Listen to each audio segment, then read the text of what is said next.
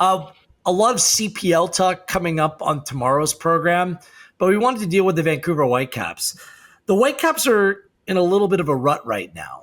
I don't think it's entirely their fault, and I'll get into the reasons why, but a 3-0 loss to the Colorado Rapids on the weekend stings. They've now lost 4 of their last 5 in MLS play, and all of this is really coming off the heels of losing in the Concacaf Champions Cup final, where it simply didn't go their way that night.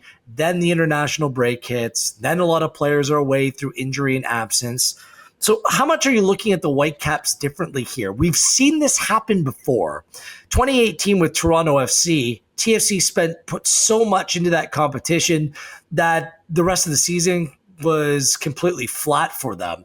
You just hate to see that happen to the Whitecaps, considering the makeup of this group and how high many still do regard this group of players. So what does this 4 losses in 5 mean for the Whitecaps, Ollie?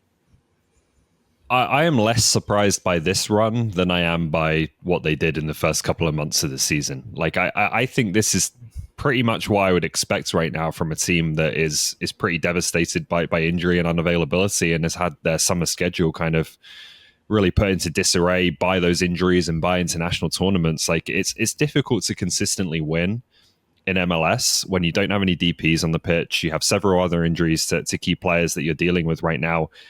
In this situation, this is what I would expect to happen. Like, the surprise to me was that they were able to be so good, particularly in their league matches, while they were still making that run through the Concacaf Champions Cup and dealing with some injury absences at that time as well. So, like, you look at the list right now, Gold seems to be getting closer. They need him back as soon as possible. Kubas is out, so there's your designated players. Adekube obviously done for the season. Ali Ahmed's out right now. They've just got Berhalter and White back from the Gold Cup. White hasn't really played while he's been away with the US, so he's a little bit out of rhythm. Like, this is what happens when you're dealing, I think, with that kind of injury list and that kind of disruption to your squad. So they've got to ride this period out, get those players I just mentioned back, obviously with the exception of Adekube, who's out for the season. And then it's a really important transfer window for them. They need a left back, I think, to help Tate Johnson at that position. And then probably more importantly, I think they need 1 or 2 quality over quantity in midfield and attack to really support the group they've got. And if they can do that, I think this team will get back on track and be okay and be in contention at the end of the year. But you mentioned CFC, and that's the fear, is just the injuries keep compiling and the fatigue keeps adding up, and you never quite get it back on the track again. And that's the knock-on effect. Also on the weekend, Veselinovic started on the bench. Jaden Nelson was suspended for that game. They were just getting White and Berhalter back into the team. So I still think they'll be okay. I was going to say the exact same thing. With the window opening on July 24th, like, the time to act is now. Like, if you're ever – look, the Whitecaps aren't the biggest spenders. They're very prudent in their decision-making, which is a good thing inevitably. But if there was ever a time to take a little bit of a swing, I think it's now. Trying to capitalize on the greater fan interest coming off of that Champions Cup run. Of course, a World Cup a year out. Team still very much up for sale. You hear positive news on that front, but I mean, how positive can it be until a deal is actually signed, done, and dusted, and we know that the team's going to stay? It seems like this is the opportunity to be a little bit more aggressive if you're Axel Schuster.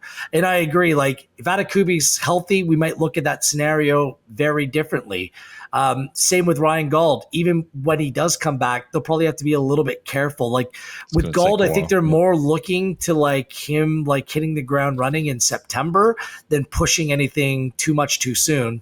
That would be my initial instinct. And if they end up losing any other players through injury, what that means. So, yeah, I agree. Krylek stepping away certainly helps. If they can keep hold of Vite, the rumor mill's going, but there's no clear signal of whether it's true or not. It's you wonder whether this talk is predicated based on something, maybe even more so from the player side than the club side, though we just signed a new deal. So it's a little bit odd, that one. So there are moving parts. It's certainly something to watch. They're still top 5 in Major League Soccer, Ollie, in terms of expected goal differential. That is a good indicator. And over this stretch, they played some good teams. Like the Galaxy were desperate, okay, they're right near the bottom, but they're desperate for a win, playing away without some of your top players. San Diego's being a really big surprise this season. Columbus Crew, there's no shame in losing to the Crew, especially during this period. And largely these games that the Whitecaps have lost this year, I mean, the first one to Chicago, I believe, was during an international break. They were losing 5 players. Like, a full strength or close to full strength Whitecaps team is still very, very good among the elite in Major League Soccer. So no panic for me, but you want to see a response next weekend, don't you? You just don't want to see the spiral out of control. For sure. The challenge as well has been the amount of road games they're playing. Like, they've already traveled a fair bit in the last few weeks. Next 2, they're at Houston and San Diego before they get to go home. So again, I think it's going to be about kind of a bit of endurance and survival for the next few weeks. Try and get some players back, try and get some reinforcements in. There have been, obviously, like you mentioned, rumors around Vite and Pumas in particular over the last week seems to be getting a bit stronger. So that would be one where it would be difficult to lose that player while Ryan Gold is still out, but you would get a lot of compensation in terms of what you could potentially do with the salary cap to replace him. So that's a big one, but I think they'll be okay. The message to Pumas for now, at the very least, should keep your claws off him. That's what it should be. So this has been a 2-man show today. He's Oliver Platt. I'm Gareth Wheeler. This has been OneSoccer Direct. We'll be back Tuesday, Wednesday, and Thursday this week with all the Canadian football content you can handle.